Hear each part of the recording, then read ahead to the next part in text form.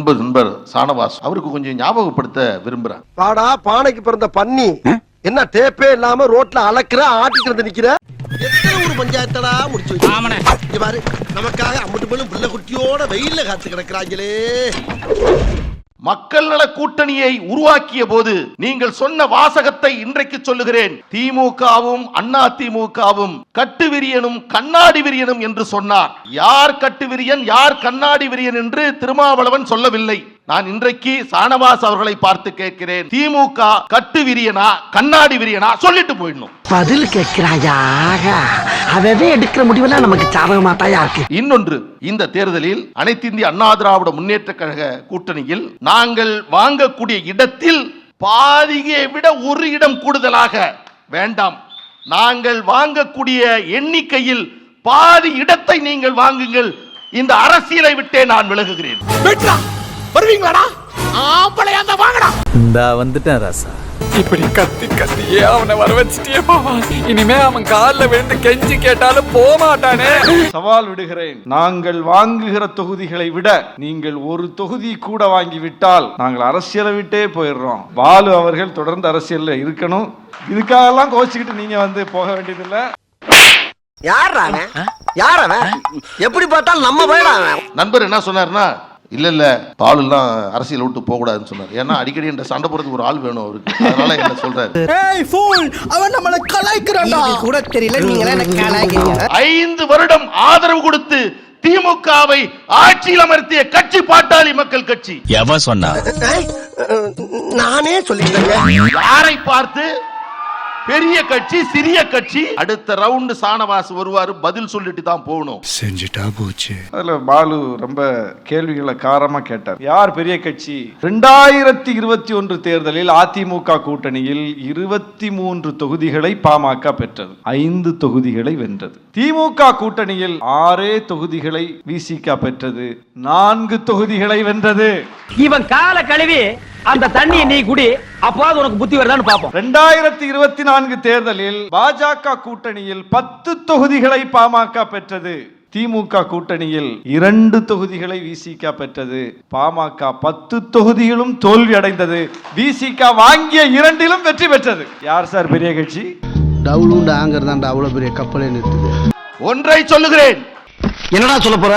திராவிட முன்னேற்ற கழகத்தை ஆட்சியிலிருந்து இறக்குவதற்கான சபதத்தை நாங்கள் ஏற்றிருக்கிறோம்.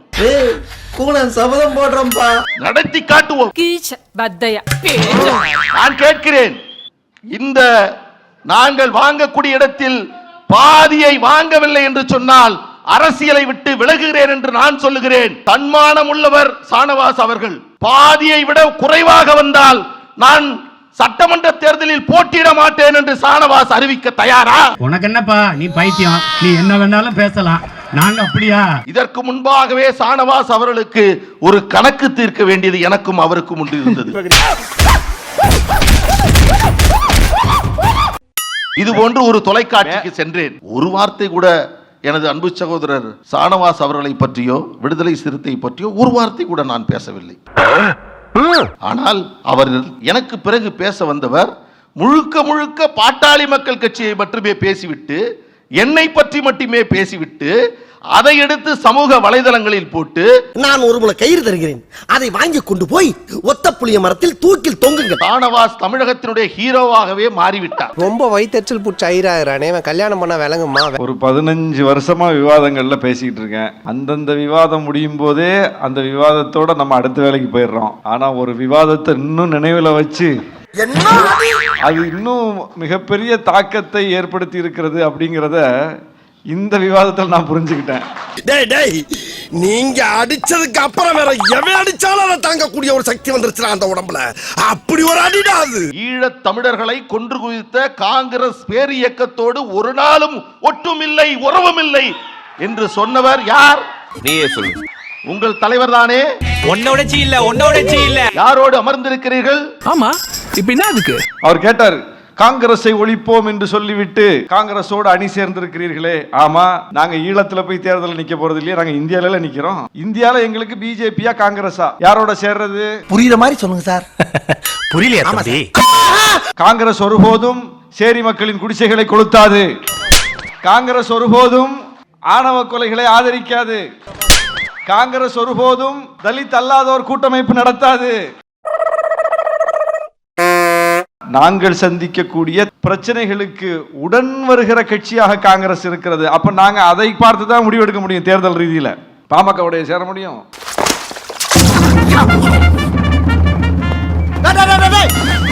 பாமக ரெண்டா உடைஞ்சு ஒரு பிரிவு எங்களோட சேர்றதுக்கு இன்னைக்கு ஆர்வமா இருக்காங்க. எங்கள் தலைவர் சொல்வார், நம் மீது கல்லெறிபவர்கள் ஒரு காலத்தில் நம் மீது பூ எறிவார்கள். இன்னைக்கு அது நடந்துட்டு இருக்கு. நான் சொல்லல, நல்லவங்க போராட்டம் இந்த நாடே பாராட்டும். எந்த மருத்துவர் ஐயா அவர்கள் எங்கள் தலைவரை தனிமைப்படுத்த வேண்டும் என்று அரசியல் ரீதியில் நீ மனுஷனே இல்ல தெரியுமா ஒரு இயக்கத்தை கட்டினாரோ, இன்றைக்கு அதே மருத்துவர் ஐயா அவர்கள் எங்களுக்கும் திருமாவளவனுக்கும் எந்த பிரச்சனையும் இல்லையே என்று சொல்லும் நிலை வந்திருக்கிறது.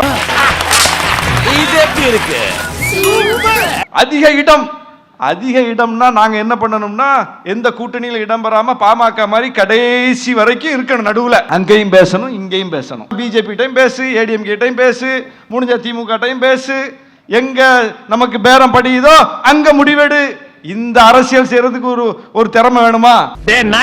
இந்த மாதிரி மாறி மாறி கேட்டு நீ பிச்சை எடுக்கிறதுக்கு செத்து போயிடலாம். நீங்க அப்படிதானே பேசுறீங்க. கூட்டணி எப்ப உறுதிப்படுத்தினீங்க? போன வாரம் உறுதிப்படுத்திருக்கீங்க. நாங்க 10 வருஷமா ஒரே கூட்டணியில இருக்கோம்.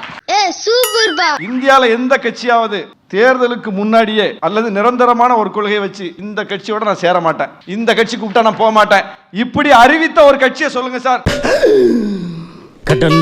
விடுதலை சிறுத்தைகள் சொல்லுகிறோம், பாஜகவோடு சேர மாட்டோம், பாமகவோடு சேர மாட்டோம். மனுஷன் ஆட்சியில பங்கு தர்றேன்னு ஒருத்தர் முதல் மேடையிலே அழைச்சார். யாரு? விஜய். அழைச்சு 1.5 வருஷம் ஆச்சு. அப்போ விஜய்கிட்ட போனா 50 இடம் கூட தருவாருங்க. ஆட்சியிலேயே பங்குங்கிறாரு. இப்ப அதிக இடத்தில் போட்டியிட்டால் நான் விலகிக் கொள்கிறேன்னு பாவல் சொன்னாரா? விஜயோட நாங்க போனா 50 இடம் கூட வாங்கலாம். இதுக்காக நான் வெக்கப்பட மாட்டேன், வேதனைப்பட மாட்டேன், துக்கப்பட மாட்டேன், துயரப்பட மாட்டேன்டா. யார் யாரெல்லாம் சேர்க்க முடியுமோ அவங்களெல்லாம் சேர்க்கிறதுக்கு பிஜேபி முனைகிறது. சூர்யாவை சொல்லுங்க, விசிக்கு ஆதரவு கொடுத்தா வேண்டாம்னு சொல்லிடுவாரா? என்ன பதில் சொல்லாம இருக்கீங்க? சக்கரையே சக வாங்குறத பாரு. உங்களுக்கு பர்சனலா ஒரு சவால் சொன்னாரு, பாதிலையும் பாதி அதை விட கம்மியா வாங்கிட்டா ஷானவாஸ் எம்எல்ஏவாவது போட்டியிடாம இருப்பாரா? அந்த சவால் விடுறேன்னு சொன்னார். அதைத்தான் நான் சொல்லிட்டு இருக்கேன். இடங்கள் எத்தனை வாங்குகிறோம் என்பது முக்கியம் இல்ல, அந்த இடத்தை யாரிடம் வாங்குகிறோம் என்பது முக்கியம். அந்த இடத்தில் எத்தனை வெற்றி பெறுகிறோம் என்பது முக்கியம். இவ மூத்திரத்தை குடி, அப்ப கூட உனக்கு புத்தி வராது. பாமக பாஜக எந்த கூட்டணியில இருக்காங்களோ அந்த கூட்டணியில இடம்பெற மாட்டோம்னு உறுதியா சொல்லிட்டீங்க. ராமதாஸ் ஐயா வந்தா இடம்பெறுவீங்களா மாட்டீங்களா? அவங்க குடும்ப ரீதியில் பிளவுபட்டிருக்கிறாங்க. கொள்கை ரீதியில் பிளவு ஏற்பட்டால்தான் இவர் வைக்கிற கொள்கை தவறு, இவர் வைக்கிற கொள்கை நமக்கு உடன்பாடா இருக்கு, என்னால இவ கூட சேர்ந்துக்கலாம் அப்படிங்கிற முடிவுக்கு நாங்க வர முடியும். அவங்களுக்குள்ள ஏதோ பஞ்சாயத்து, அதை கூட அவங்க சரி பண்ணி சேர்ந்துடணும்னு நாங்க சொல்றோம். எங்க கூட சேர்ந்துடணும் சொல்லல, அவங்க சேர்ந்துடணும்னு சொல்றோம். எங்களுடைய நல்லெண்ணத்தை தான் நாங்க வெளிப்படுத்தி இருக்கமே தவிர எங்களுடைய காழ்ப்பையோ வன்மத்தையோ நாங்க வெளிப்படுத்தல. படிச்சவன் தான். கட்சிகளை உடைப்பது பாரதிய ஜனதா கட்சி என்று சொல்லுகிறார். ஆனால் பாட்டாளி மக்கள் கட்சியை உடைத்தது திராவிட முன்னேற்ற கழகம். அவர்கள் விரித்த வலையில் எங்கள் மருத்துவர் ஐயா அவர்களை சில பேர் உழவைத்திருக்கிறார். அடிப்படையில என்ன சொல்றேன், முடிச்சிடறேன் இதோட. தள்ளி கிழிச்ச. ஏற்கனவே 10 ஆண்டுகளுக்கு முன்பே அன்புமணி எங்க கூட்டணியில் தான் இருந்தாரு. 10 வருஷத்துக்கு முன்னாடியே இருந்தாரு. கேஸ் எப்பத்துல இருந்தே இருக்கு. அதை பாருங்க. ஒரு வழக்குன்னா விசாரணை நடக்கணும், நல்லதோ கெட்டதோ தீர்ப்பு வரணும்லாங்க. அதான வழக்கு. அதானே உலக வழக்கம். 2G வழக்குல தீர்ப்பு வந்துருச்சு. ஆனால் அன்புமணி வழக்கில் தீர்ப்பு வரவில்லை. ஏன் வரலன்னா, மாப்ள ரகசியத்தை அலௌன்ஸ் பண்ணாதே, அசிங்கமா நினைப்பாங்களா இல்லையா? என்ன மாமா உனக்கு இதெல்லாம் பழக்கப்பட்ட விஷயம். அன்புமணி வேறு எந்த முடிவும் அரசியல் எடுத்து விட முடியாத அளவுக்கு அந்த வழக்கை அப்படியே வச்சுப்பாங்க. அதான் மண்ணா, அதேதான். பாஜகவுக்கு எப்போதெல்லாம் அன்புமணி தேவைப்படுகிறார்களோ அப்போதெல்லாம் அதை காட்டித்தான் அந்த பணியை வைக்கும் முயற்சியை செய்வார்கள். ஏயா கத்துற? நாயை விட நீ கத்துற என்ன போட்டு விட்டு போயிருக்கு. நாங்கள் அமைத்திருக்கக்கூடிய கூட்டணி என்பது எங்கள் மருத்துவர் ஐயா அவருடைய விருப்பத்தின் அடிப்படையில் உருவாக்கப்பட்ட கூட்டணி.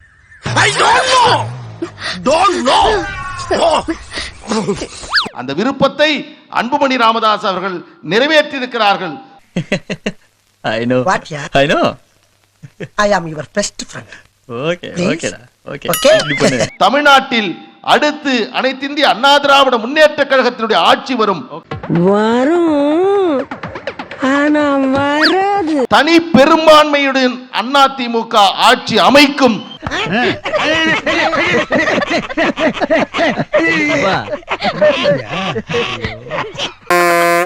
ஸ்டார்ட் பண்ணு.